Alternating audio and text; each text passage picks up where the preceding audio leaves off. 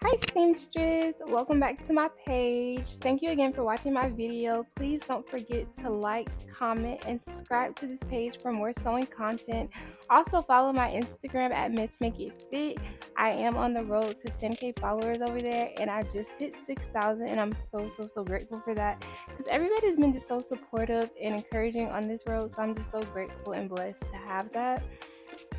Anyway, to get to the actual video, as you guys probably could tell by the title, this is going to be a video basically talking about digital patterns, where you find them at, how you use them, the best ways to use them, and how much you should be paying for them, or if you should be paying for them at all.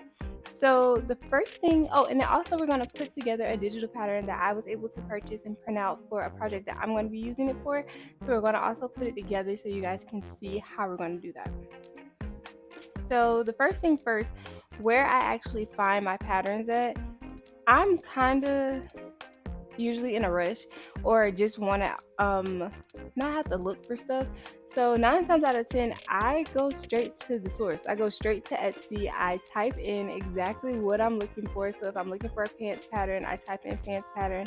If I'm looking for a blouse pattern, a dress pattern, prom dress pattern, I literally just type that in, and then that is what comes up, and it gives me different varieties, whether you're looking for a straight leg pan, white leg pan, a prom dress, a casual dress, just whatever you're looking for, it'll come up for you, and that way it'll be all there in one place.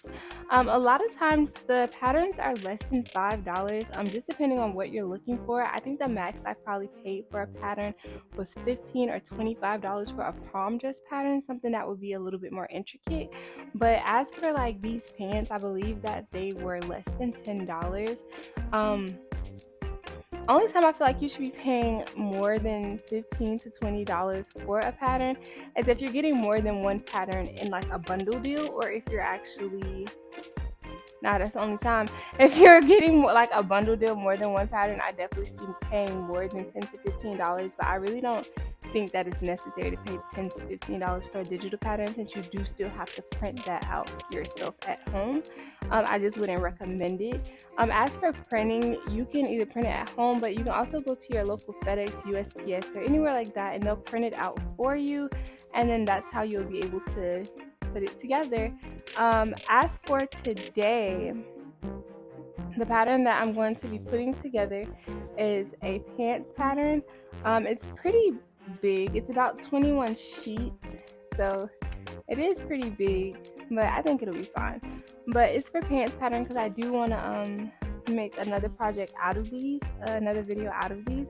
So this is the pattern that I used. Again, I found it on Etsy and I printed it out at home.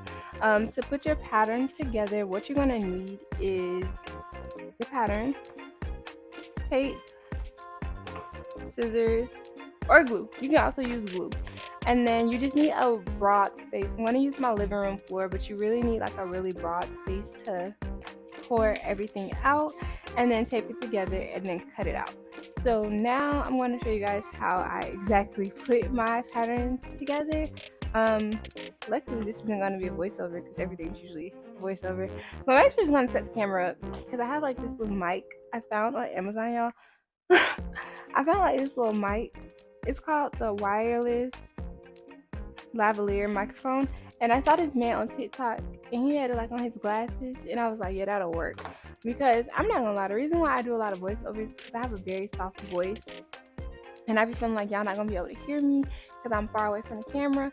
But with this, it really don't matter. Like I can talk however I want to. Yeah, it's giving what it needs to give. But okay, I'm gonna move the camera so y'all can see the floor and see how I'm gonna go ahead and actually put this out. So on the patterns instructions that you receive for your pattern, it shows you how your outline is supposed to actually look, so you have something to guide by. And this is how, on the screen is how the outline that was provided to me for this current pattern, for pattern couture. So the first thing that I like to do is actually lay my patterns out by letter, or by rows. So my first line is going to be my A line, and it has 4, I believe. Yeah, it has 4 sheets. So I'm just going to go ahead and make that my top. And then my next line is going to be my B line. So it's B, 2, 3, and 4. And you can start to see how the pattern actually starts to shape out too. And then C, 1, 2, 3, and 4. And then D, 2, 3, and 4.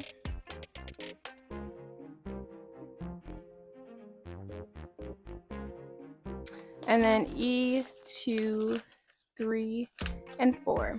And then I also have an E5 for this pattern, which shows me the different sizes: extra, extra small, extra, extra small, extra small, small, medium, large, extra large, and extra, extra large. So you know, because in the actual pattern instructions, it gives you the different measurements, so you know which one your client would be and where you would need to cut. So that is the reason for that. And the first one is going to be A, 3, and 4. So I like to put them right next to each other. And you can see right there where I don't really like to cut mine, but I like to just make it conjoin where the lines meet. I may possibly fold it just where the line ends, so I don't have that too much of a seam allowance. But if you fold it just where the lines end,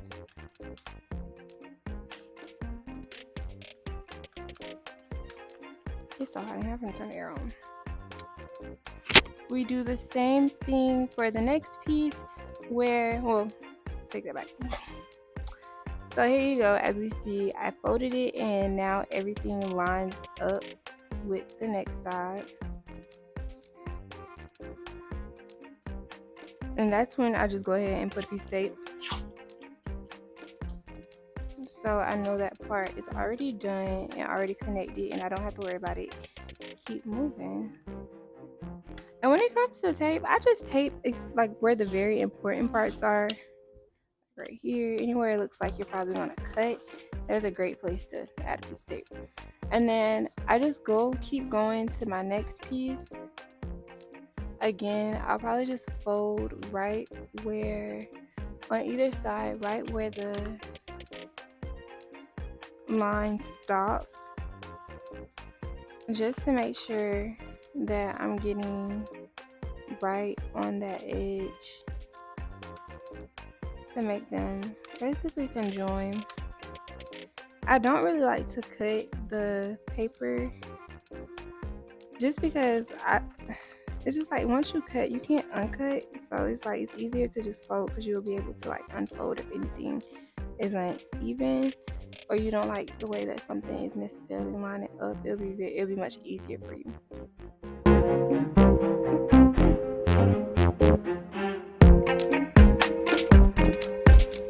And I just do that all the way across.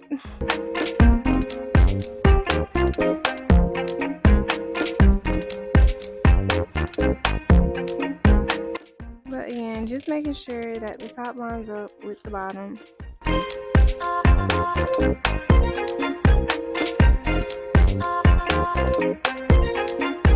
And when you start to get to more of the inside pieces, you do have to fold basically all of the sides, like the top and the bottom and the side. To make it easier on yourself, folding just the side and the top would make a big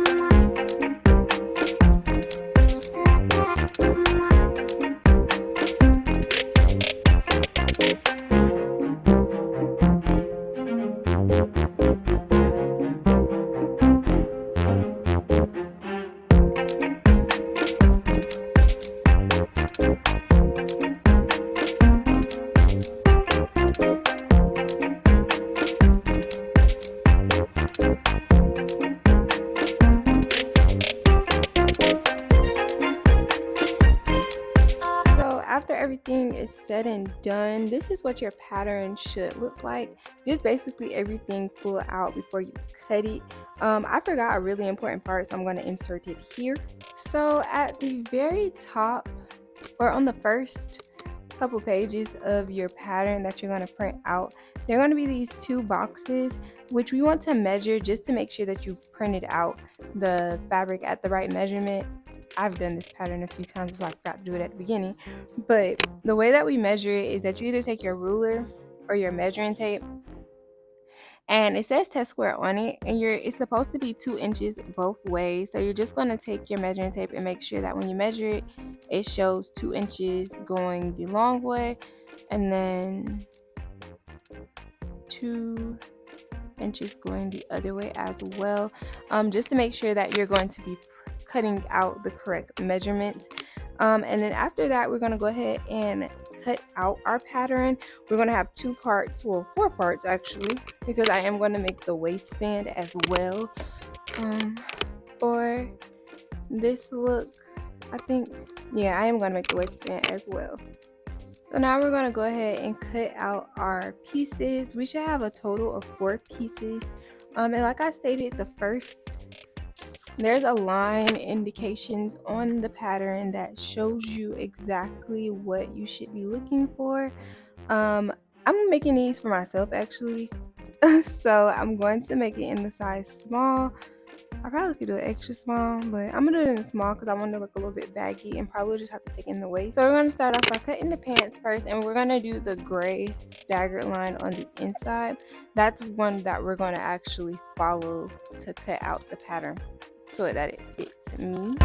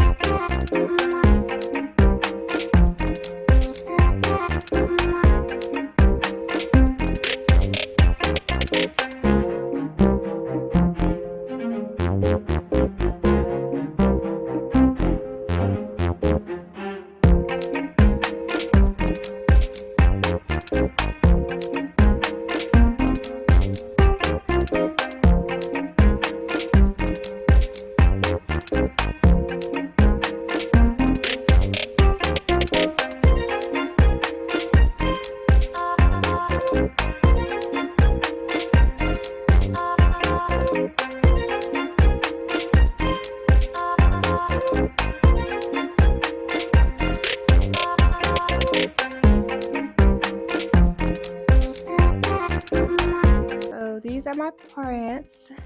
This is the front of my pants, the back of my pants, my back waistband, and my front waistband. Oh, my front waistband. And this is how it came out for me using my digital pattern. If you guys would like to see what I actually made out of this pattern, please subscribe and turn on your post alerts. I'll definitely be posting that video this coming week. So please like, subscribe, and follow my Instagram at MissMakeltFit. Thank you again for watching my video.